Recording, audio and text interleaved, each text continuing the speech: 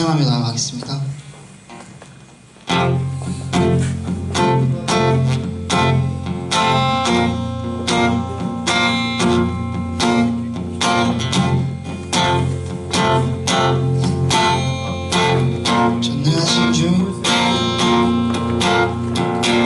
전능하신 주 놀라운 사랑 죄와 사망을 물리치셨네. 영광의 주 만왕의 왕 예수.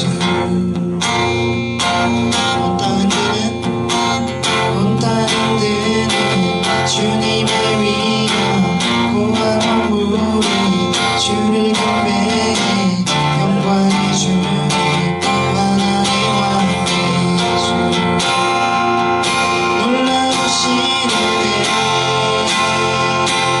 완전하신 사랑 나의 죄 위하여 십자가 지신 주 생명을 주시고 자유케 하셨네. 예수의 나신 모든 일 찬양 놀라신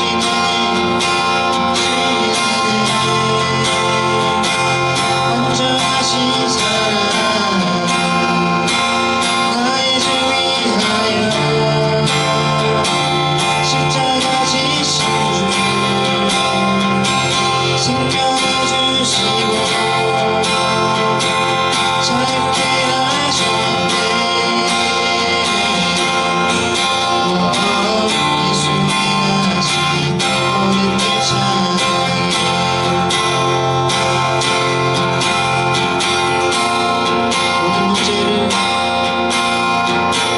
모든 문제를 다스리시는 고하게 우리 자녀 삼으신 영광의 주 만왕의 왕 예수.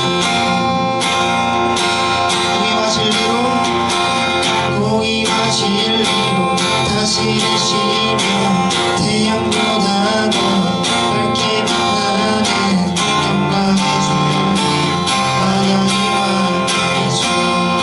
놀라우시네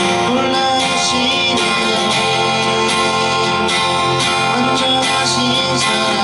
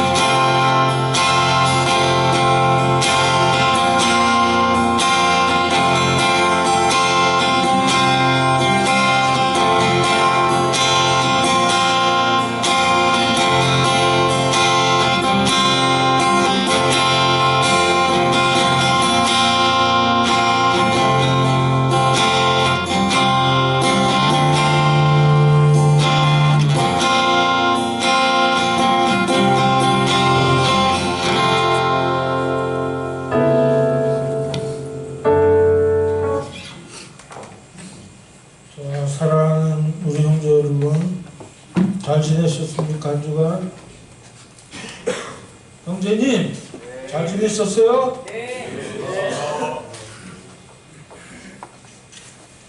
자, 오늘 특별히 2달 만에 한 번씩 오시는 목사님들이에요. 여러분들 선배 목사님이시죠.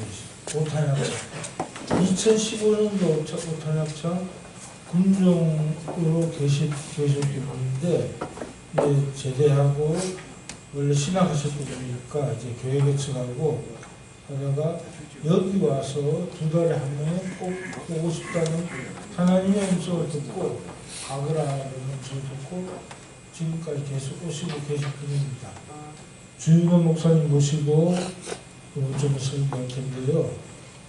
말씀 드릴 텐데 오늘은 찬송가가 없습니다. 왜냐하면 주윤원 목사님 말씀 가운데 찬양이 2개나 들어있어요. 그래가지고 그걸 찬송가 대신하면 되겠고요.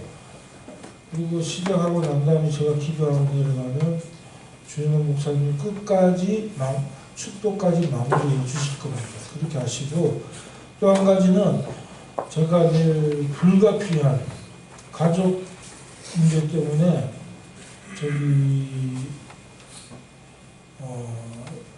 온라인으로 온라인 아니면 저 서울에서 예배를 드리고 거기서 일을 처리해야 될 것 같아요. 그래서 여러분들 이 자리에 모여주시는데 이번에는 지난번에는 이럴 때 어떻게 했나요? 조향현 형제가 예배인도 했었죠, 그죠? 이번엔 정식으로 군종된 이득환 이병이 아니라 일병 이자에서 일자 내려온 지 2주 됐어요. 일자 올라간 지 이득환 이병이 예배를 인도할 텐데 아마 이득환 이병 형제가 예배 인도하는 것은 아마 그럴 것 같아요. 자연스럽고 여러분들 함께 이야기 나누듯이 이야기책 풀듯이 그렇게 아마 예배가 진행될 것 같아요. 그래서 다음 주 간식은 또 콜라밖에 없습니다. 다음 주는. 그런데 이번 주는 주윤원 목사님 오실 때마다 그냥 오신 게 아니죠, 그죠? 제가 빵 같은 거 한 80개 준비했고 중국 수사님께서도 80개 정도 이렇게 맛있는 사탕, 견과류 여러 가지 그죠? 그렇게 해가 80봉 가져왔으니까 나갈 때 들고 나가시고 되게 아주 천천히 나가는 분은 남는 거 좀 더 가져갈 수 있다는 거. 오늘은 예배 시간이 정확하게 40분에 시작하겠습니다. 그럼 우리 다 같이 이제 이 앞에 화면 보면서 오늘날 이 예배 찬송과 반주음과 그리고 성경 말씀 듣고 제가 기도함으로 예배를 시작합니다.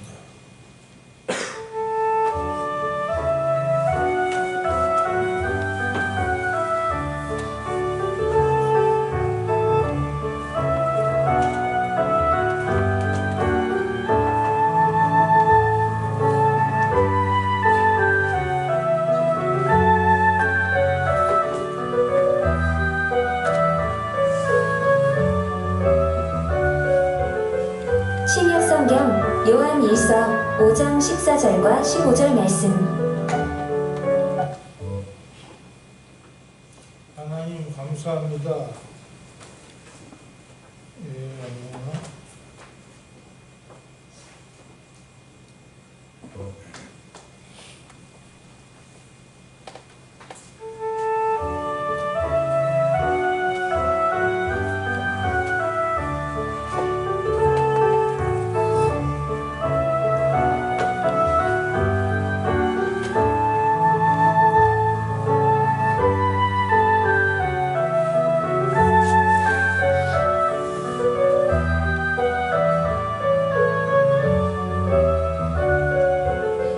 신약성경 요한일서 5장 14절과 15절 말씀. 그를 향하여 우리가 가진 바 담대함이 이것이니 그의 뜻대로 무엇을 구하면 들으심이라. 우리가 무엇이든지 구하는 바를 들으시는 줄을 안즉 우리가 그에게 구한 그것을 얻은 줄을 또한 아느니라. 하나님 감사합니다. 저희가 어떻게 우리 하나님 앞에 담대한 마음으로 나아갈 수 있겠습니까? 자기 몸을 들이셔서 영원한 제물로 자기를 바치신 예수님의 그 죄의 대속과 함께 성령님의 도우심을 받아서 하나님께 담대히 나갈 수 있게 되었습니다. 이전에는 하나님과 관계없는 사람으로 살았지만 이제부터 하나님과 가까워지고 하나님과 함께 걸어가는 이 인생길 될 수 있게 축복하여 주시기를 원합니다. 자, 이제 우리 충성 군인교회 오탄약창 모든 형제들 주님께서 인도해 주시고 여기까지 이끌어 주셨사오니 하나님이 한없는 은혜를 내려 주시옵소서. 또 오늘 예배를 준비하시고 이끌어가신 주윤호 목사님 위에 축복합니다. 주 목사님 주님 붙들어 주시고 성령께서 그 입에 나온 모든 말마다 성령의 기름침으로 채워 주시옵소서. 모두가 듣고 기뻐하고 행복해한 예배가 될 수 있게 축복하여 주시옵소서. 예수님의 이름으로 기도합니다. 아멘.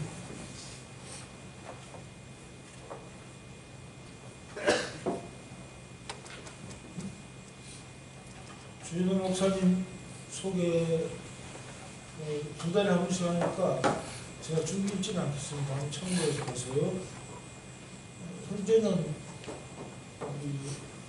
사평교에 다니시면서 아하브 커피 대표를 지내시는데 이게 이제 주일은 커피장 커피 만들지 않았어요? 주일 카페에서 예배드릴까요? 예, 아무튼 목사님께서 군정운동 출신, 여기 군정운동 출신이니까 여러분 선배입니다. 자, 나오실 때 환영의 박수를 부탁드립니다.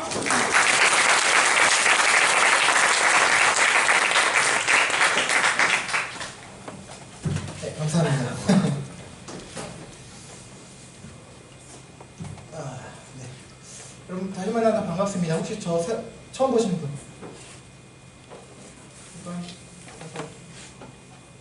네, 감사합니다. 다들 그래서 보셨네요. 네, 다시 만나서 반갑고 처음 보신 분도 반갑습니다. 네, 저는 2014년 12월에 군입대를 했고요. 12월 군번입니다. 용산 훈련소로 거쳐서 오탄약창에서 2015년 1월부터 2016년 9월까지 21개월이죠. 그래서 창군종병으로 공무원을 했었습니다. 지금은 서울시 서초동에서 2017년도에서 교회를 개척을 했습니다. 그래서 담임 목사로 사역을 하고 있고요. 평소에는 이제 커피숍 사장으로 일을 하고 있습니다. 그래서 여러분 자비량이라고 들어보셨는지 모르겠는데 보통 이제 목사님들 사례비를 교회에서 받으시거든요. 물론 이용문 목사님은 조금 다른 지원을 받으시는 걸로 알고 있는데 군에서는 좀 힘드니까. 그래서 보통 이제 밖에서는 사례비를 받는 경우가 많으세요. 근데 이제 저는 안 받고 1원 한 푼 안 받고 제가 일을 해서 평소에는 그렇게 생활을 하고 있고요. 일요일에만 계속 예배를 인도하는 목사입니다. 그래서 제 소개를 이렇게 간단히 하고요. 이제 스크린을 확인해 주시고 궁금하신 분도 있으시면 목사님께 여쭤보시면 얘기해 주실 것 같습니다. 네, 자 오늘 나눌 말씀 같이 보겠습니다. 네, 같이 한번 앞에 읽어보실까요? 시작! 우리는 그가 만드신 바 그리스도 예수 안에서 선한 일을 위하여 지으심을 받은 자니 이 일은 하나님이 전에 예비하사 우리로 그 가운데서 행하게 하려 하심이니라. 아멘. 네, 여러분 오늘은 이와 관련해서요 본문을 살펴보며 은혜를 나누기 전에 잠시 한 5분 51초 정도 한 6분 정도 되는 것 같은데 영상 하나를 시청하고자 합니다. 아마 혹시 아실 분들도 계실 거고 이미 보신 분들도 계실 수 있어요. 혹시 주일학교 유초등부 출신이시라면 아마 보신 분들이 있으실 것 같은데, 제목은 너는 특별하단다, You are special 이라는 제목의 미국 동화인데요. 물론 한국말로 나레이션이 되어 있어서 걱정 안 하셔도 돼요. 그래서 짧게 편집이 되어 있는 것으로 전체 다 보려면 아마 30분 정도 되더라고요. 그래서 짧은 영상으로 되어 있으니까 한번 시청해 보도록 하겠습니다.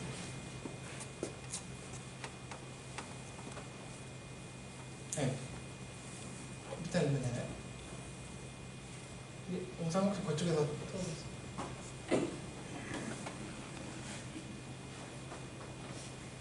안 되는데? 그쪽에서 되나요?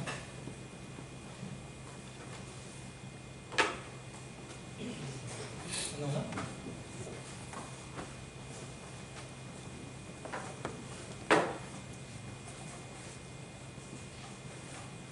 안 되네.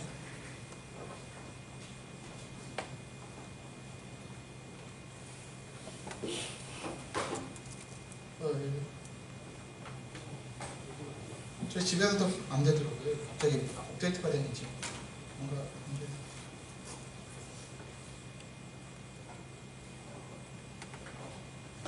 아니 혹시 파일만, 영상 파일만, 죄송합니다. 갖고 와버려요. 제가 파일에다가.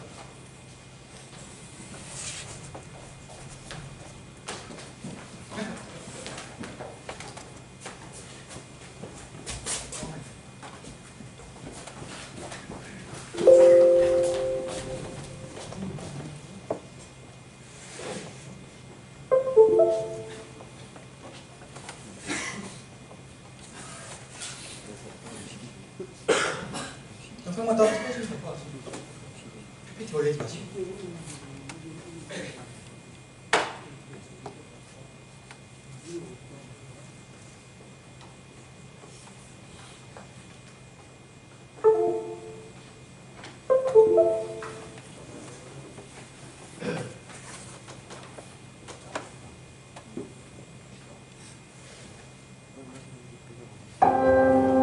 엠믹이라는 작은 나무 사람.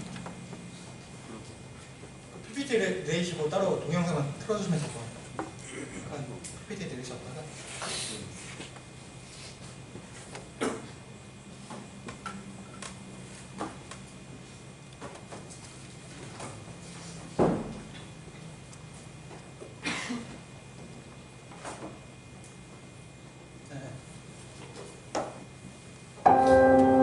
엠믹이라는 작은 나무 사람들이 모여 사는 마을이 있었어요. 이 엠믹들은 모두 제각각의 모습이지만 모두 엘리라는 목수 한 사람이 만든 나무 사람들이었어요. 엠믹들은 나무결이 매끄럽고 색이 잘 칠해진 엠믹에게는 별표를 붙여주고 거칠고 칠이 벗겨진 엠믹들에게는 점표를 붙여주며 마을을 돌아다녔어요. 또한 힘이 세거나 노래를 아름답게 부르거나 재주가 있는 엠믹들은 별표를 더 많이 받았어요. 하지만 재주가 없어 점표만 받는 엠믹들도 있었어요. 바로 펀치넬로였어요.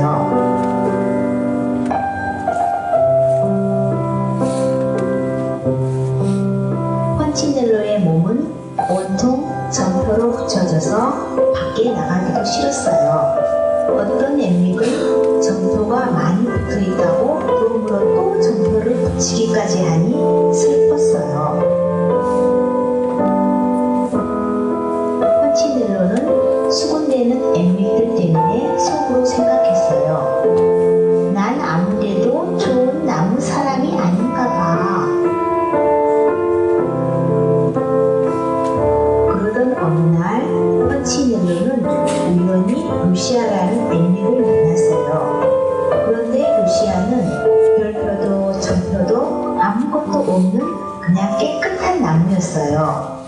별표나 점표를 붙이면 금방 떨어지는 것이에요. 그런 루시아가 펀치넬로는 부러웠어요. 그래서 루시아에게 물었더니 엘리 아저씨를 만나러 가는 것뿐이야 라고 라고 말해 주었어요. 그리고는 내 곁에서 멀어져 갔어요. 엘리 아저씨를 만나러 갈까라고 생각도 해보았지만 나를 만나보고 싶어 하지 않을 거라고 생각했어요. 그런데 창문 너머 엠비들이 서로에게 별표와 점표를 붙이느라 몰려다니는 것을 보자 저건 옳지 않아 라는 생각이 들어 아저씨를 찾아가기로 마음먹었어요. 마침내 커다란 작업장에 엘리 아저씨네 집으로 갔어요. 하지만 용기가 나지 않아 머뭇거리자 큰 목소리인 엘리가 번치넬로야, 만나서 정말 반갑구나 하시며 나에게 암체를 하시는 것이에요. 세상에, 저를 만드셨대요. 점표가 덕지덕지 붙은 나를 찬찬히 쳐다보아서 얼른 말했어요. 저도 이런 표를 받고 싶진 않았어요. 그러자 내게 변명할 필요는 없단다. 나는 다른 엠비들이 어떻게 생각하는지 상관하지 않는다. 펀치넬로, 남들이 어떻게 생각하느냐가 아니라 내가 어떻게 생각하느냐가 중요하단다. 난 너가 아주 특별하다고 생각하거든 하고 말하셨어요. 몸 여기저기 칠이 벗겨진 내가 특별하다는 말을 듣자 궁금해서 아저씨를 쳐다보았어요. 아저씨는 너는 특별하단다. 내가 널 만들었기 때문이지. 너는 내게 무척 소중하단다.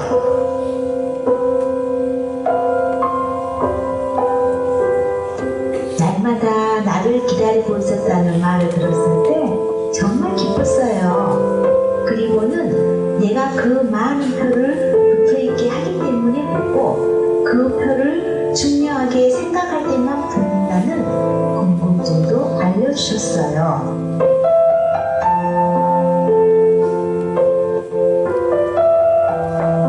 그리고는 날마다 아저씨를 찾아오라는 것이야. 아저씨가 날 얼마나 소중하게 생각하는지 알게 해준다나? 그리고 내가 너를 만들었고 넌 아주 특별하단다. 나는 결코 좋지 못한 나무 사람을 만든 적이 없다고 애치는 거야. 서둘러 아저씨 집을 나서며 아저씨 말이 맞는지도 몰라 라고 생각하는 그 순간 내 몸에서 점표 하나가 땅으로 떨어진 거야. 아저씨의 말을 믿는 그 순간 내 몸의 점표들이 하나씩 하나씩 떨어져 나왔어요. 바로 너는 단지 너라는 이유만으로 특별하단다를 믿는 순간부터요.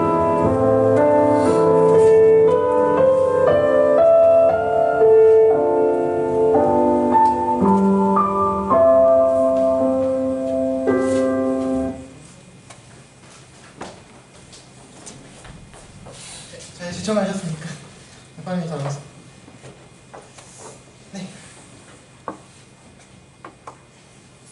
혹시 더 궁금하신 분들은 여러분 유튜브 다 검색 가능하시죠? 핸드폰 있으시니까 나중에 너는 특별하단다 라고 검색을 해보면 많이 영상이 올라와 있더라고요. 그래서 시청해 보시면 좋을 것 같고요. 여러분 혹시 시 좋아하시나요? 문과 출신 없으세요? 문과 출신 없나요? 설마 다 이과예요? 아니요. 네, 제가 시 한 편을 저 다시 한번 원래 화면을 좀 바꾸실래요?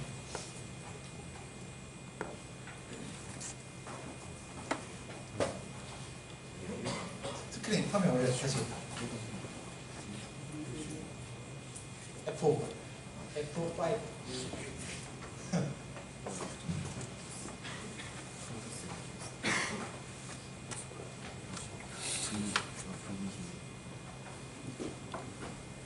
원래 전체 화면 나오는 거 있잖아요.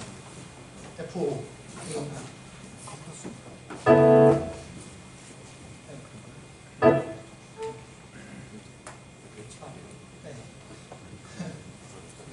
시 한 편 제가 읽어드릴게요. 이것도 유명한 시인데 읽어드릴게요. 내가 그의 이름을 불러주기 전에는 그는 다만 하나의 몸짓에 지나지 않았다. 내가 그의 이름을 불러준 순간 그는 나에게로 와서 꽃이 되었다. 많이 아실 거예요. 수능을 다 아마 거의 치르셨을 거라고 생각을 하는데 네, 오래된 유명한 시지요. 김춘수라는 분의 꽃이라는 유명한 시입니다. 중고등학교 시절 여러분 국어 교과서에서 또 아마 시였던 것을 보셨을 줄로 믿어요. 실어서 조금 재미없으실 수도 있습니다. 자, 그럼 혹시 그림 좋아하시는 분 있으세요? 그림 좋아한다. 그림 잘 그린다. 네, 역시 묵묵부다. 얼굴은 고개 숙이고 계시고 항상 관심이 없으신 거죠. 네, 어차피 괜찮습니다. 네, 요즘엔 미술 전시하는 것이 흔하지는 않습니다만 않은 듯한데 그래도 종종 지금도 미술품을 전시하고 판매하는 경우들이 있는 것 같습니다. 저는 특별히 그림에 관심을 가지고 있지는 않고 잘 그리지도 못해요. 중고등부 시절에도 미술 시간에 그림을 그리려면 뭐가 나무고 뭐가 건물인지 구분이 안 될 정도로 그리고 나면 그게 그거고 다 똑같더라고요. 네, 그랬는데요. 그래서 미술 전시관 이런 걸 특별히 찾아갔거나 그렇지는 않습니다. 다만 좀 어렸을 때에 미술관 등에 몇 차례 가본 적은 있어요.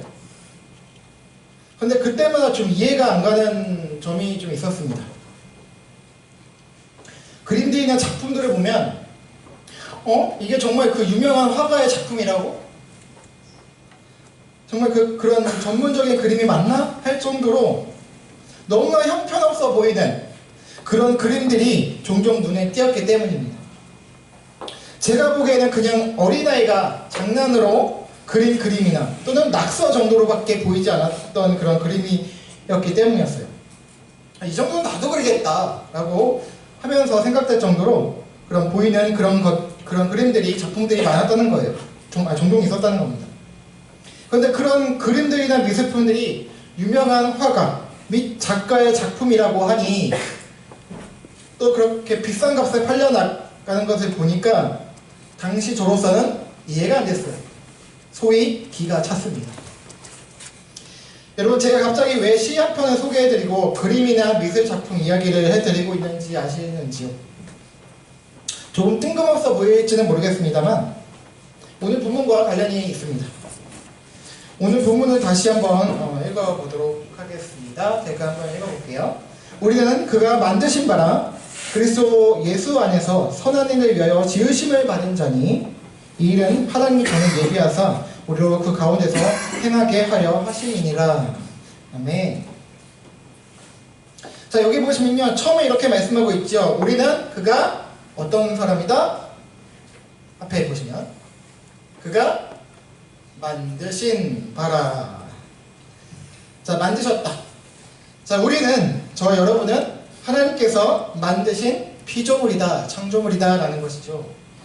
이게 뭐가 어쨌다는 것이냐 물으실 것입니다. 이거는 예수님 안 믿으신 분이나 믿는 분 상관없이 다 그냥 들어서 알고 있는 얘기죠. 자, 그리스도인 치고 신자 치고 우리가 하나님의 창조물인 것을 안 믿고 인정하지 않는 사람은 없을 테니까 말입니다. 자, 그렇다면 무엇일까요? 네, 여기서 만드신 바라는 말의 핵심이 있어요. 이 말을 헬라어 원어로 보면요, 포이에마라는 단어인데요. 자, 먼저 헬라어 원어라는 말 자체가 좀 어려우시죠? 무슨 말인가 하니까, 자, 성경이 처음 쓰여진 말을 말합니다. 그러니까 성경이 기록된, 우리 한글로 되는데 무슨 말이냐 그런데 이거는 번역된 거고요. 자, 원래는 구약은 히브리어라는 언어고 신약은 헬라어라는 언어로 기록이 되었어요. 처음에. 자, 히브리어는 무슨 말이냐? 유대인들 언어인 거예요. 이스라엘, 좀 시끄럽죠, 중동. 히브리어 유대인 언어고요. 그다음에 헬라어는 그리스 생각하시면 돼요. 고대, 지금 쓰는 언어는 아니고 조금 오래된 고대 그리스어라고 생각하시면 됩니다. 이 두 언어로 구약과 신약이 각각 기록이 되었는데요. 그래서 이거 지금 우리가 한글 보는 거는 번역된 거겠죠, 당연히. 그래서 그렇게 보시면 되는데 그 원어 헬라어 그리스어 고대 그리스어로 보니까 이 만드신 바라는 말이 포이에마라는 단어라는 거예요. 이 단어에서 바로 우리가 알고 있는 넘겨주셨네. 시라는 포임이라는 단어가 이제 유래가 나온 거예요. 그래서 첫 번째 의미는 포이에마 우리가 시라는 단어의 뜻이 있고요. 또 다른 하나의 뜻이 또 있는데요. 두 가지 의미가 있어요. 그것은 조금 후에 말씀을 드리겠습니다. 자, 여러분 무언가 만들어서 나온 결과물을 지칭하는 용어가 두 가지가 있어요. 만들어서 나온 결과물 두 가지가 있는데 하나는 뭘까요? 상품. 만들어서 나온 물품을 지칭하는 용어가 하나는 상품이 있고요. 그 다음에 다른 하나는 작품이라는 것이 있습니다. 자, 둘 다 어떤 것이 만들어져 나왔다라고 하는 점에서는 공통이죠. 같죠? 그런데 중요한 차이점이 있어요. 그 차이점이 무엇일까? 자, 생각해 볼게요. 자, 상품을 만드는 목적을 한번 생각해 볼게요. 상품을 만드는 목적이고요. 무엇을 상품이라고 할까요? 상품, 거래, 파는 거, 팔고 그런 거죠. 상품은 팔기 위해서 만드는 거예요. 일정한 원칙에 따라서 규칙에 따라서 일정한 모양과 규격 등 일정하게 만드는 거예요. 그래야지 상품이 되는 거죠. 일정하지 않으면 그것은 뭐예요? 불량품이라고 부르죠. 불량품으로 인식이 되고 그 상품으로서의 가치가 사라져서 폐기 수순에 들어가게 됩니다. 팔기 위해서 일정하고 똑같이 만들어져야 하고 그래야 가치가 있는 그것이 바로 상품이에요. 그러나 작품은 다르죠. 상품과 정반대예요. 상품은 똑같고 일정해야 하지만 작품은 반대로 달라야 해요. 똑같으면 뭐예요? 복제품이 되는 거예요. 모조품이 되는 거죠. 그래서 상품과 반대로 가치가 떨어지는 거죠. 아니, 가치가 없는 거가 되는 거예요. 똑같지만. 하나님께서 만드신 바가 무엇이라고 했죠? 포이에마 라는 거예요. 그렇다면 하나님께서 만드신 바, 이 포이에마는 상품일까요? 작품일까요? 작품이겠죠. 두 번째 의미가 바로 작품이라는 뜻이 있는 거예요. 이 포이에마라는 단어는 상품이 아니에요. 팔기 위해 만들어진 게 아니고요. 작품인 거예요. 걸작, 그것도 그냥 작품이 걸작품이다. 마스터피스다라는 거예요. 하나님께서는 우리를 상품이 아니라 작품으로 만드셨다는 거예요. 그것도 그냥 작품이 아니라 걸작품으로 말입니다. 자, 그렇다면 작품이기 때문에 어떻습니까? 다른 작품들과 똑같아요? 달라요? 다르죠. 옆에 사람 보세요. 똑같이 생겼어요? 이름도 다르고 성별은 보는 똑같지만 사모님 빼고 중대도 달라. 같은 중대도 있고 계급도 다르고 사는 지역도 다르고 살아온 배경도 다 다르고 생각도 달라요. 그렇기 때문에 유일하죠. 그렇기 때문에 가치가 있습니다. 고귀하고 소중합니다. 세상에 단 하나밖에 없다는 거예요. 지금 세계 인구가 한 70몇억 된다고 하죠. 창세기부터 아담과 하와로부터 지금까지 오면 한 100억 없겠죠. 그 가운데도 똑같은 사람이 한 명도 없다는 거예요. 여러분 가끔 제가 TV 이런 거 보면은 쌍둥이 같은 분들 나오거든요. 근데 그 사람들도 똑같이 생긴 것 같은데도 불구하고 생각도 달라요. 심지어 이렇게 장애로 태어나서 이렇게 한 몸은 하나인데 이렇게 머리가 두 개 붙어서 나오는 경우가 있거든요. 그런 분들도 좀 끔찍하긴 한데 다르더라고요. 그렇다는 건 서로 달라요. 하나님께서 하나님께서는 저와 여러분을 이런 작품으로 만들었던 거예요. 우리는 하나됨을 좋아합니다. 네, 하나가 되어야 합니다. 주 안에 우린 하나, 모습은 달라도 하나가 되어야 하는 거예요. 또 하나가 맞습니다. 우리는 이미 그리스도 안에서, 예수님 안에서 하나입니다. 한 가족이라는 거예요. 형제 자매라는 겁니다. 그러나 성경에서 말하는 그 하나됨은요, 서로가 없어지고 그냥 말 그대로 그냥 하나가 되는 게 아니고요. 오히려 이 하나됨은 연합이라는 개념인데, 내가 없어지는 게 아니고 그가 없어지는 게 아니고요, 연합이 되는 거예요.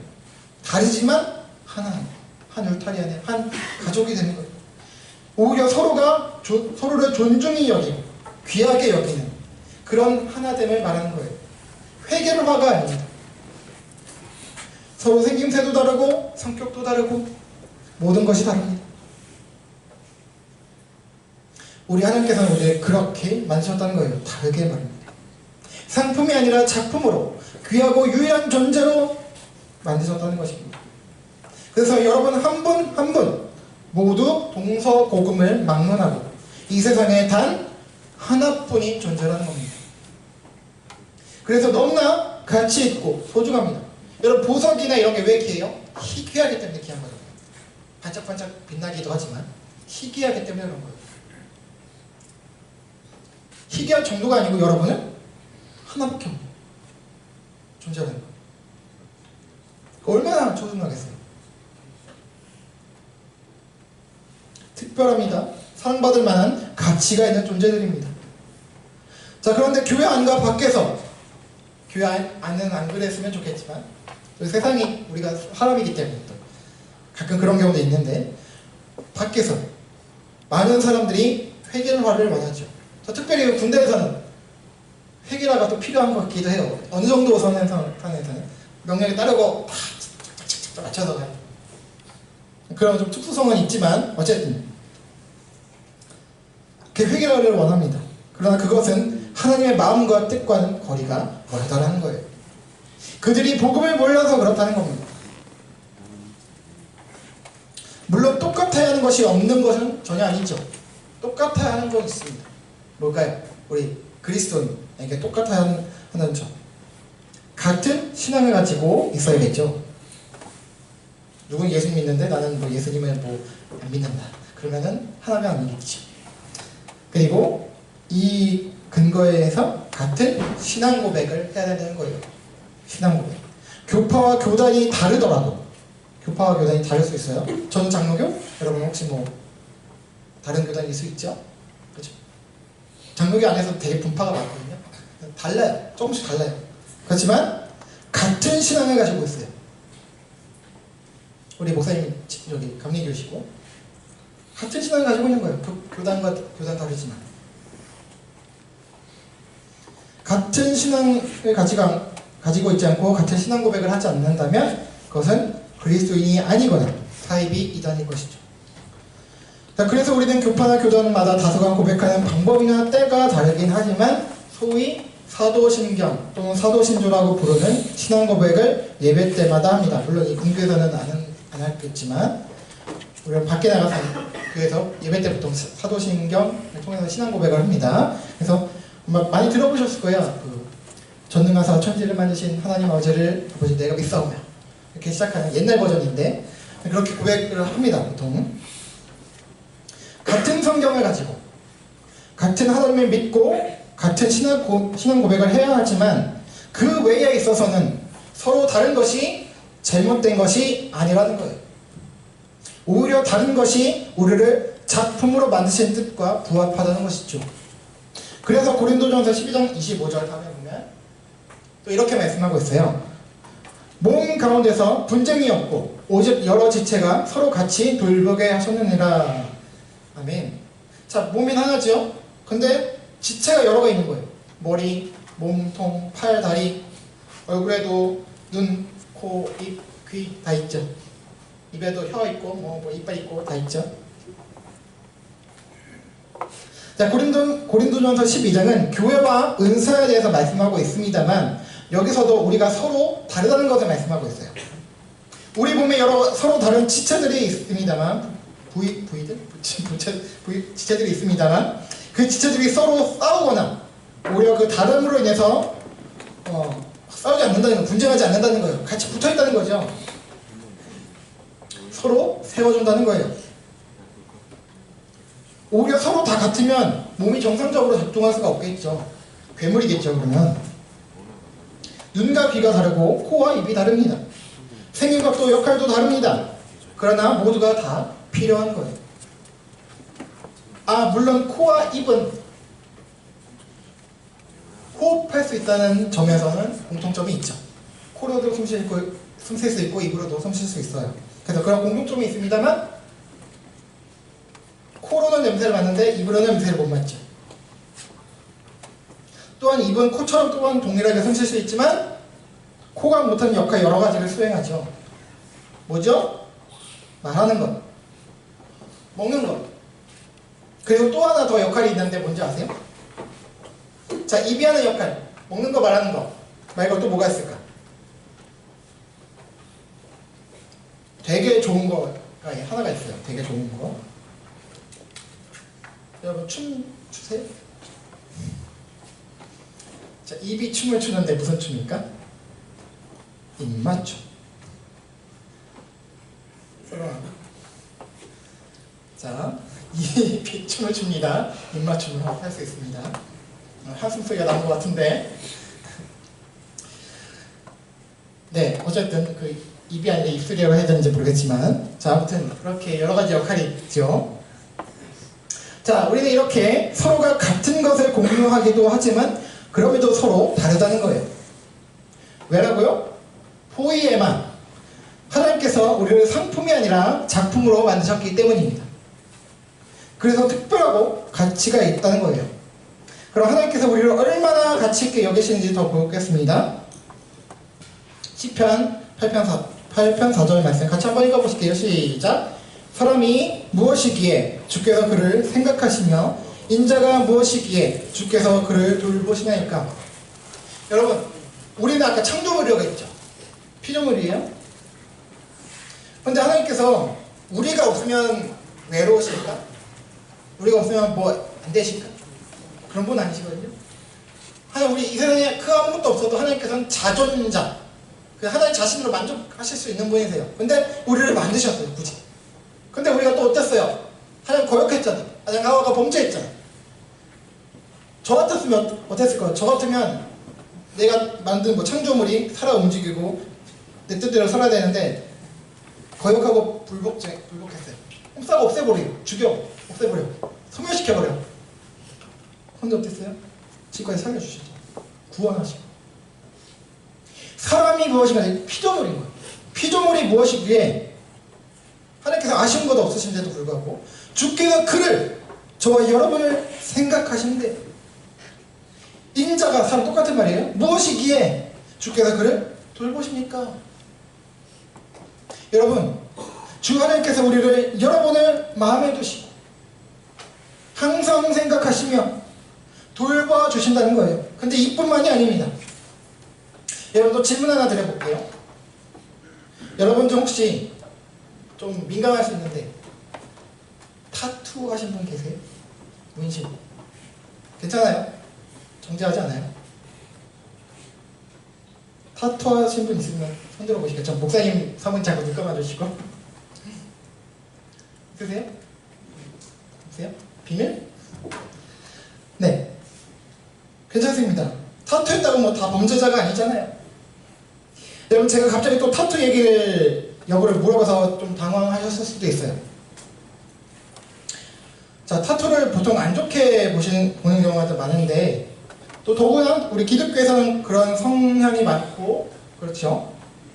근데 여러분 놀라지 마세요. 우리 주님 하나님께서도 타투 하셨대요. 자, 한번 읽어보실까요? 시작. 여인이 어찌 그 젖먹는 자식을 잊겠으며 자기 태에서 난 아들을 긍휼히 여기지 않겠느냐. 그들은 혹시 잊을지라도 나는 너를 잊지 아니할 것이라. 내가 너를 내 손바닥에 새겼고 너의 성벽이 항상 내 앞에 있나니. 아멘. 어머니가 자식을 잊을 수 없습니다. 그래도 그들도 사람인지라 혹시 잊을 수 있습니다. 24시간 늘 기억하고 있지는 않겠죠. 그러나 주님께서는 우리들을, 여러분을 절대로 한순간도 1분의 1초도 잊지 않으신다는 거예요.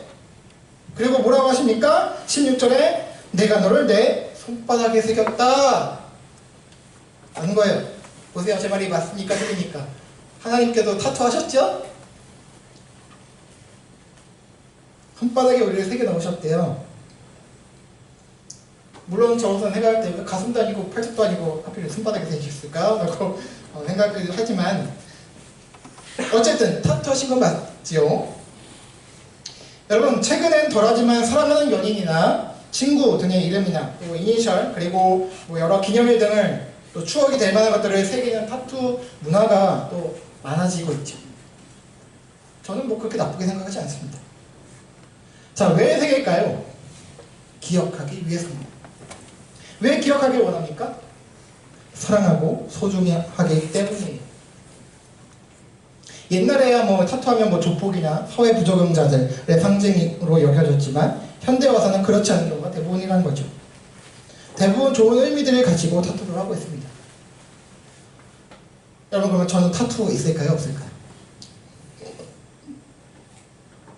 답은 비밀입니다. 타투에 대한 특강이 아니기 때문에 타투 얘기는 여기까지 하고요. 자, 이와 비슷한 말씀이 또 있는데요. 내용이 길기 때문에 제가 뭐 PPT에는 담아놓지는 않았습니다. 여러분, 구약 출애굽기 28장 39장에 보면요, 구약에 보면 제사장이라는 그런 직분이 있었어요. 동물을 끌고 와서 죽이고 제사하는 거 아시죠? 그 제사장들이 입는 옷이 있었습니다. 제사장의 옷에 대한 말씀이 있는데요, 제사장의 옷 가슴에 흉패를 달았어요. 가슴에 이렇게 패를 달았는데 그 흉패에는 12가지의 보석을 달아놓게 했습니다. 이 12가지 보석은 하나님의 백성 이스라엘 12지파들을 상징하는데요. 자, 이스라엘 12지파는 전에도 제가 말씀을 드렸지만 저 팔레스타인 땅에 있는 또 미국에 있는 세계에 흩어져 살고 있는 그 유태인들을 말하는 게 아니에요. 물론 성경 당시에는 그들을 가리키지만 그들을 이스라엘이라고 가리키는 게 아니라 성경에서 말하는 결국의 그 궁극적인 그 이스라엘은 누구냐? 바로 저와 여러분을 말하는 거예요. 바로 그리스도인들을 예표하는 것이라고 말씀을 드렸습니다. 그래서 로마서, 신약성경 로마서에 보면 표면적 유대인이 아니고 이면적 유대인이 유대인이다. 마음의 할례를 받은 사람들, 세례받은 사람들, 그리스도의 성령의 세례를 받은 사람들, 그들이 바로 유대인들, 이스라엘이다, 하나님의 백성들이다 라고 말씀하고 있다는 거예요. 신약 히브리서, 네, 그렇게 그 옷을 입은 제사장에 대해서 또 말씀하고 있는데 12보석을 달고 있는 그 흉패를 달고 있는 제사장이 누구냐? 결국은 또 누구냐? 바로 우리 주님이시다는 거예요. 예수님이라는 거예요. 그래서 신약성경 히브리서 말씀에 보면 우리 예수님을 뭐라고 말씀하죠? 우리의 대제사장이시다 라고 말씀하고 있거든요. 우리를 위해서 제사를 집행하셨잖아요.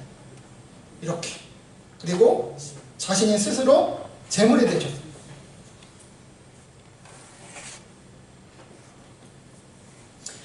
대제사장이신 주님께서 영원히 우리를 가슴에 품고 기억을 하시면서 우리를 위해서 지금도 하나님 우편에서 기도하고 계시고 일하고 계시다는 거예요. 하나님께서 우리를 왜 이렇게 소중히 여기고 사랑하시며 항상 기억하고 계실까요? 그것은 바로 저와 여러분, 우리들이 하나님께서 만드신 걸작품들이기 때문이라는 거예요. 여러분, 오늘 제가 왜 이 말씀과 주제를 가지고 여러분과 나누는 것일까요? 여러분, 군에 입대해서 군생활 하고 계시는 여러분께서는 자신이 소중하고 귀중한 존재임을 깨닫고 느끼고 계십니까? 특별한 경우가 아니라면 좋든 싫든 남들도 다 하는 군생활인데 특별한 경우만 제외하고는 그렇게 남들도 하는 군생활인데 뭐가 특별할 게 있겠냐? 그냥 시간이나 잘 보내고 건강하게 전역하면 그만 아닌가? 라고 생각하실 수도 있습니다. 또 특별히 이 군대라는 특수한 사회에서는 우리가 가진 그 특별함을 생각하기가 쉽지 않을 거예요. 그냥 똑같이 맞춰야 되니까.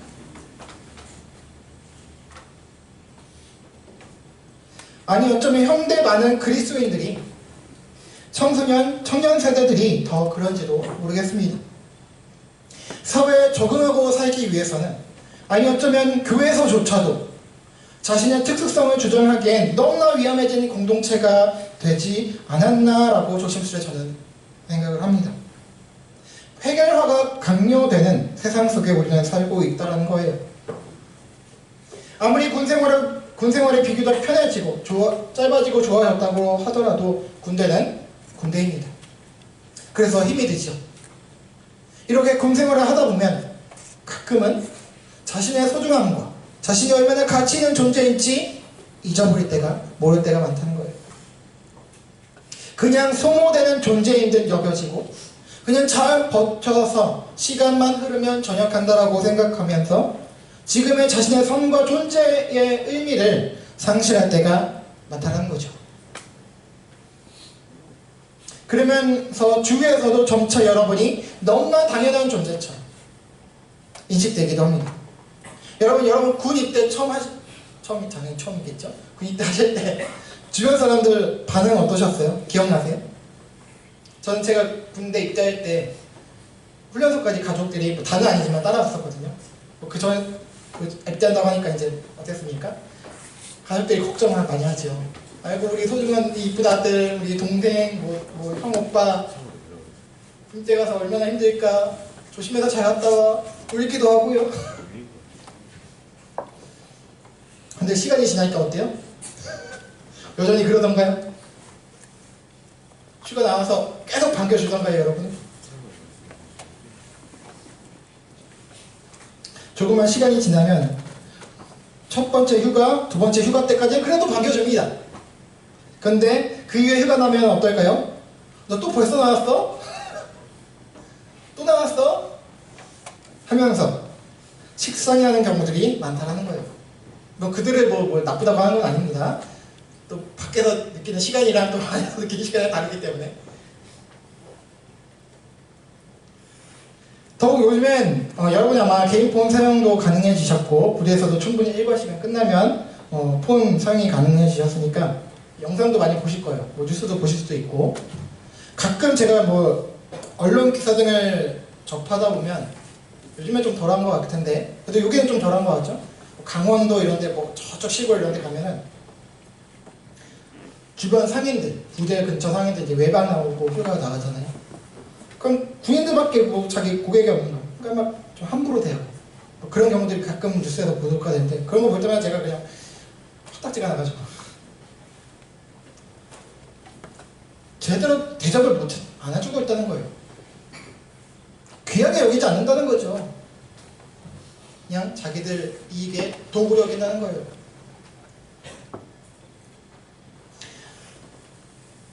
어쩌서 그렇게 힘들게 군대 왔는데 그것도 힘든데 시ben인데 거기다가 나가서 그런 대접을 받는 게 얼마나 마음이 상해요. 그리고 또 군대 관련해서 뭐 그런 거 뭐 기사들 보면 댓글들 보면 어때요? 요즘 군대가 군대냐? 무슨 보이스카우트 간 거 아니냐? 캠프 간 거 아니냐? 그런 식으로 막 조롱의 댓글 달리고 막 그런 거 볼 때마다 저는 그냥 뿌리 그냥 나가서 그냥 그 사람들 그냥 만나가니까 확 그냥 때려주고 싶어요.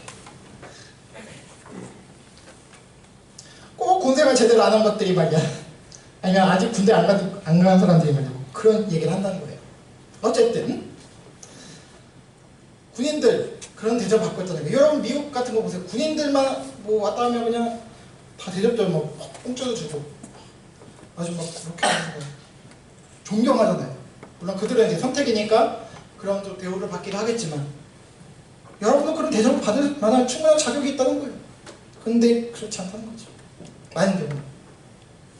물론 이런 경우들은 특수 상황이겠지만 어쨌든 아무리 군 생활이 나아졌다고 해도 여러분이 군 생활을 해가면서 알게 모르게 외로움 같은 것도 느낄 수 있어요.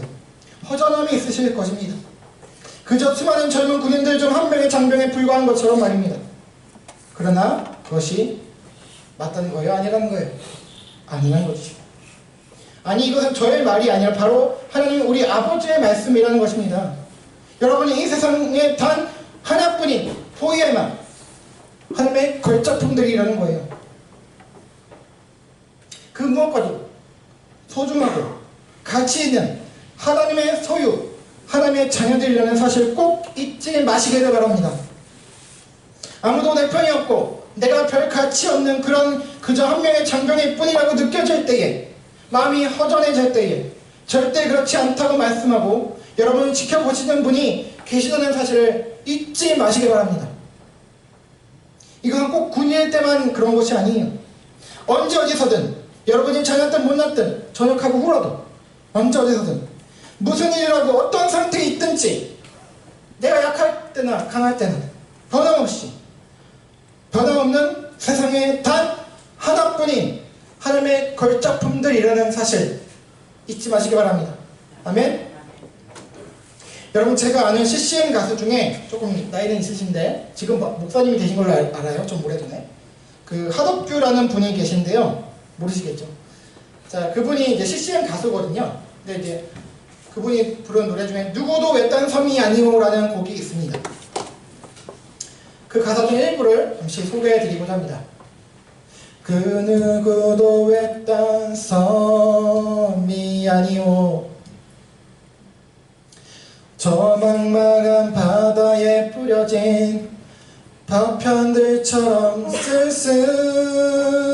쓸쓸히 홀로 떠있는 외로운 섬이 아니요. 아멘. 더 부르고 싶지만 짧게 하겠습니다. 자, 누구도 외딴 섬이 아니래요. 그 누구도 외딴 섬이 아니요, 이 막막한 우주에 날리는 티끌들처럼 아무도 모르게 사라져가는 외로운 섬이 아니요, 우리 안에 태고적부터 창세전부터 새겨져 있는 하나님 아버지의 형상, 인간이라는 온 세상과도 바꿀 수 없다 말씀하신 생명이다라는 거예요. 왜 옆에 섬을 비유로 삼아서 노래했는지 저는 정확히 모르겠습니다. 그건 아마 구약성경 이사야 40장부터 쭉 보면은 이 섬들에 대한 그 구절들이 많이 나오거든요. 섬들이 하나님을 찬양하고 이렇게 돌아오고 하나님을 경배하고 하나님께서 그 섬들을 주목하고 보신다, 이런 내용들이 종종 나옵니다. 그런 배경을 삼아서 이 찬양 가사를 작성하셨는지도 모르겠고, 자, 그러나 저는 또 이런 생각을 해봅니다. 세계는 물론 우리나라 한반도에도 수많은 섬들이 있죠. 근데 제가 알기로 그 모든 섬들에 다 사람들이 살고 있지는 않다는 거죠. 살 수도 없습니다. 다, 모든 섬들이. 수많은 사람들이 여러 섬에 살고 있고 또 관광지 등의 목적으로 찾고는 있지만 그 모든 섬들을 다 찾지는 않는다는 거예요. 이 점에 착안해서 이런 가사를 지은 것이 아닐까 합니다. 이 노래에서 말하죠. 모두가 외딴 섬이 아니라고요. 외딴 섬, 아무도 관심 가져주지 않고 찾지 않는 섬, 그런 외딴 섬이 아니라고 말입니다. 떨어져 있죠. 섬은 육지가 떨어져 있잖아요. 여러분도 지금 집에서, 가정에서, 일반 사회에서 떨어져 있는 거잖아요. 근데 그런 외딴 섬이 맞다 아니다? 아니다라는 거예요. 아무도 관심 가져주지 않는 그런 존재가 아니라 바로 여러분은 지금도 이렇게 묵묵부답을 하고 있는, 반응 없는 여러분도 하나님 아버지께서 그 여러분의 사랑하는 가족들과 혹시 있을지 모르겠지만 연예인들이 또 여러분을 사랑하는 수많은 사람들이 이렇게 여러분을 생각하고 있다는 거예요. 기도하고 있다는 거예요. 아까 제가 초반에 말씀드린 미술품처럼 겉으로 보기엔 별 가치가 없는 것처럼 보일지라도 약해요. 힘도 없어요. 제가 그랬거든요. 지금도 그렇지만 약하지만 그런 사람일지라도 하나님 눈에는 그 무엇보다 가치 있고 소중한 작품이 바로 저와 여러분, 우리 모두라는 사실입니다. 이것을 기억하시면서 오늘 본문을 한번 다시 떼어보시면 제가 또 읽겠습니다. 우리는 그가 만드신 바라 그리스도 예수 안에서 선한 일을 위하여 지으심을 받은 자니 이는 하나님이 저는 예비하사 우리로 그 가운데서 행하게 하려 하심이니라. 아멘. 자, 여기 보니까 우리가 포에마 하나님의 작품을 말씀하시면서 그렇게 지으신 그 창조의 목적을 말씀하시고 있어요. 자, 그건 뭡니까? 그것은 선한 일을 위해서라고 하시는 거예요. 선한 일을 위해서 하게 하기 위해서 하나님의 작품으로 만드셨다는 거예요. 자, 그렇다면 선한 일이란 무엇일까요? 수많은 선한 일들이 좋은 일들이 있겠지만 선한 일이란 하나님께서 원하시고 기뻐하시는 일입니다. 그럼 그것이 무엇일까요? 자, 문맥상을 살펴보니까 앞 7절에서 힌트를 넣어줄 수 있을 것 같아서 제가 7절을 가지고 와봤습니다. 한번 읽어보실게요. 시작! 이는 그리스도 예수 안에서 우리에게 자비하심으로써 그 은혜의 지극히 풍성함을 오는 여러 세대에 나타내려 하심이라. 아멘. 자, 여기 보니까 하나님께서 원하시고 하시라는 것이 뭐라고 말씀하세요? 그 은혜의 지극히 풍성함을, 그냥 쉽게 말해 줄여서 은혜를 나타내려 하신다. 나타내시는 것이라고 말씀하고 있어요. 하나님께서 원하시는 것, 하시고자 하는 게 은혜를 나타내고자 하시다. 쉬운 말로 주 하나님의 당신의 그 은혜를 전하는 것을 원하신다는 거예요. 하고자 하신다는 거예요. 그렇다면 오늘 본문의 선한 일이란 바로 하나님의 은혜를 전하는 거라는 거예요. 나타내는 것입니다. 이 일을 위해서 우리를 하나님의 걸작품들로 만드셨다는 거예요. 그 앞에 보니까 그래서 우리들에게 이 일을 하기 위해서 포에마로 만드셨는데 그래서 우리들에게 은혜를 먼저 베푸셨다. 2장 8절에 보면 그렇게 조건 없는 하나님의 사랑의 은혜를 받았으니 우리도 은혜를 나누고 전해야 한다는 거였죠. 나타내야 한다는 거예요. 그렇다고 전에도 말씀드린 것처럼 띠를 메고 예수 천국 불신지옥 뭐 그런 식으로 하라는 것도 아니고요. 무조건 이 교회당에 그냥 데리고 와서 앉혀놓는다고 해서 그게 은혜를 전하는 것은 아니라는 거예요. 물론 하나의 과정은 될 수 있지만 바로 지난 2월달에도 말씀드린 것처럼 여러분이 먼저 하나님의 은혜와 사랑에 절절히 젖어 있어야 된다는 거예요. 내가 얼마나 소중한 존재인지 사랑받는 존재인지 당신은 사랑받기 위해 태어난 사람 이 찬양 알죠?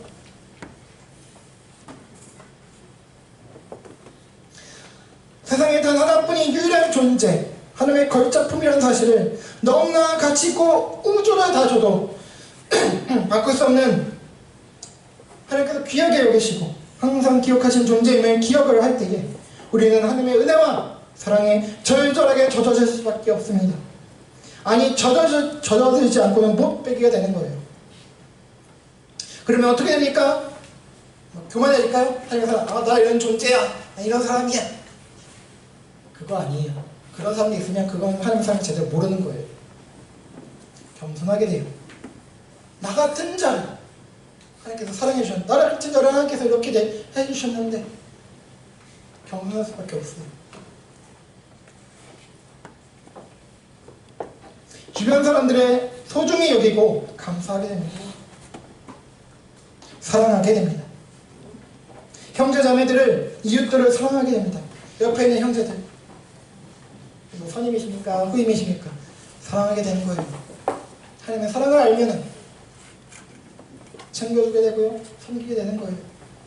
물론 군대라는 특수성 때문에 계급 그런 것도 있겠지만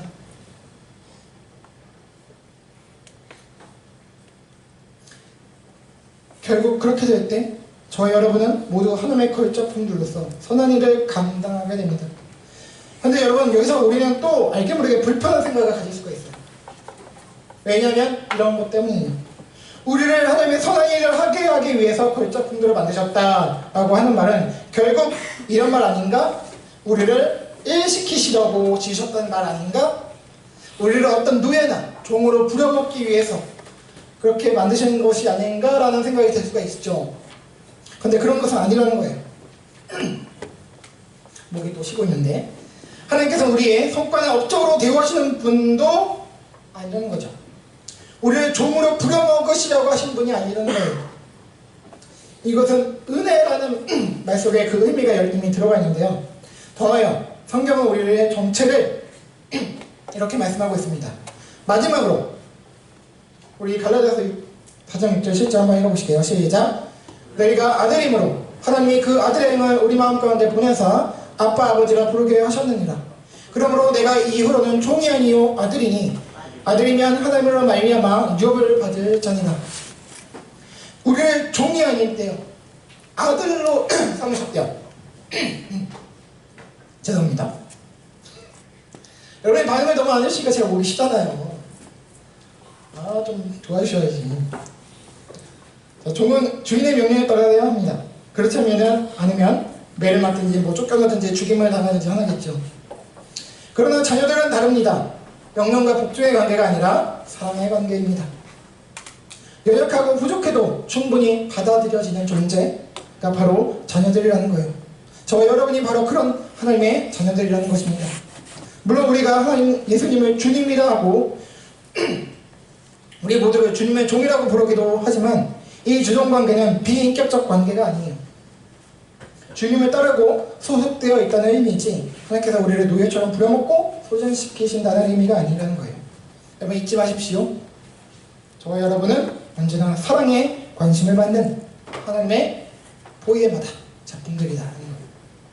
사랑하는 오타나청 형제 여러분, 여러분께서는 잊혀진 존재가 아니고요 아무 가치 없는 존재가 아닙니다.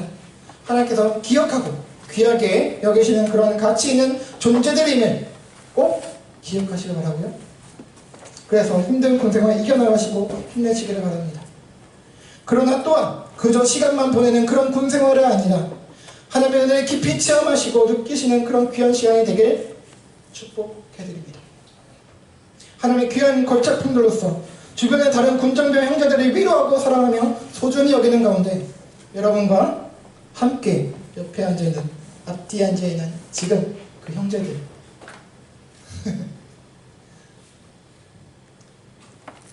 그 형제들이 바로 여러분의 믿음의 동역자들 그리고 지기들이 되는 전역하고 나서 연락하면서 저도 많이는 없지만 전역하고 나서도 중대를 떠나서 그렇게 연락하고 하는 형제들이 있습니다. 가족같이 의형제처럼 그런 형제들이 여러분들에게도 있기를 축원합니다. 싫어요? 그렇게 승리하는 군생활과 이후의 삶이 되기를 우리를 걸작품으로 만드신 우리 주 예수 그리스도의 이름으로 간절히 소망하고 축원합니다. 아멘. 함께 찬양하실게요. 아까 또 이게 되나요? 파일로만 다시 한번 열어주실래요?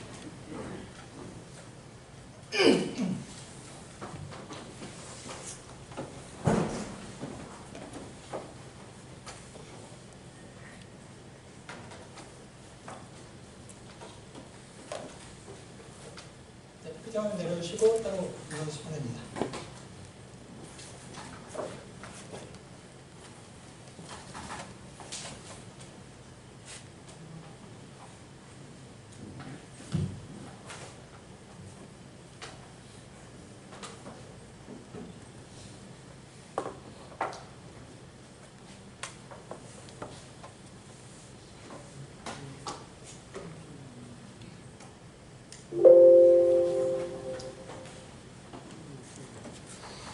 아마 내일 뭐 파일만 틀으셔가지고 F4 누르시면 똑같이 크게 화면 될 것 같긴 한데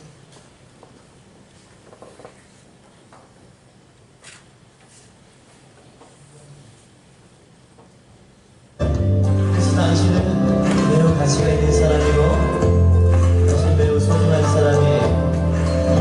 You're special.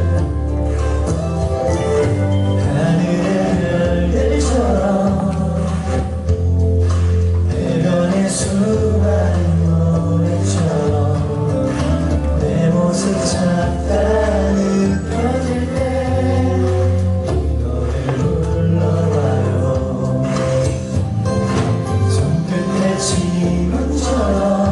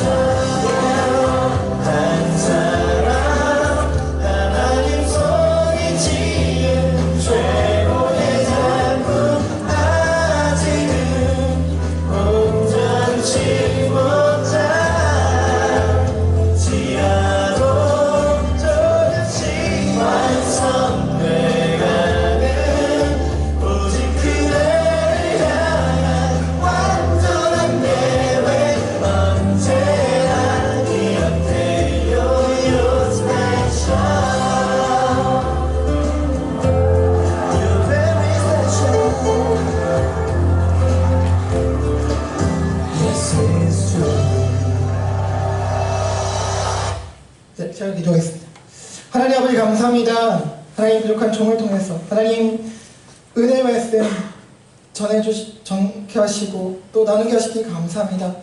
하나님 이 시간 오탄약창에서 와서 또 군생활하는 우리 믿음의 형제들 또 우리 사랑하는 우리 형제들을 지금 기억해 주시고 군생활하면서 힘들고 어려울 때 또 혹시 외로움이 느껴지고 허전하다고 느껴질 때 과연 어떤 사람이 나를 기억해 줄까 그렇게 의심이 될 때 하나님께서 기억해 주시고 계시다는 사실을 사랑의 눈동자로 보고 계시다는 사실 그리고 나를 사랑하는 수많은 사람들이 나를 아는 사람들이 알게 모르게 생각하고 기도하고 있다는 그 사실을 잊지 않고 이 군생활을 승리할 수 있는 승리하는 건강을 잘 생활할 수 있는 그런 우리 형제들이 될 수 있도록 아버지 인도하여 주시고 그 사랑에 의지해서 힘입어서 주변의 형제들을 그렇게 사랑하고 섬기며 위로하고 함께 손잡고 갈 수 있는 그런 멋진 믿음의 형제들 다 될 수 있도록 아버지여 함께하여 주시옵소서. 감사하며 이런 말씀 예수 그리스도 이름으로 간절히 기도합니다. 아멘. 감사합니다. 바로 축도할까요? 네, 그럼 바로 축도하도록 하겠습니다. 우리 주 예수 그리스도의 은혜와 하나님 아버지의 사랑과 성령님의 내주 감화감동 교통 위로 치유 인도 동행하시니 오늘도 내가 얼마나 가치 있고 소중하며 항상 기억되고 환영받는 하나님의 걸작품인지 기억하여 하나님의 은혜와 사랑 가운데 주변의 군장병 형제들도 사랑하고 소중히 여김으로 하나님의 풍성한 은혜를 나타내므로 선한 일을 감당하길 다짐하고 소망하는 사랑하는 충성교회 공동체와 오탄학창 모든 군장병 형제들에게 영원토록 함께 쓸지어다. 아멘. 형님들 수고하셨습니다.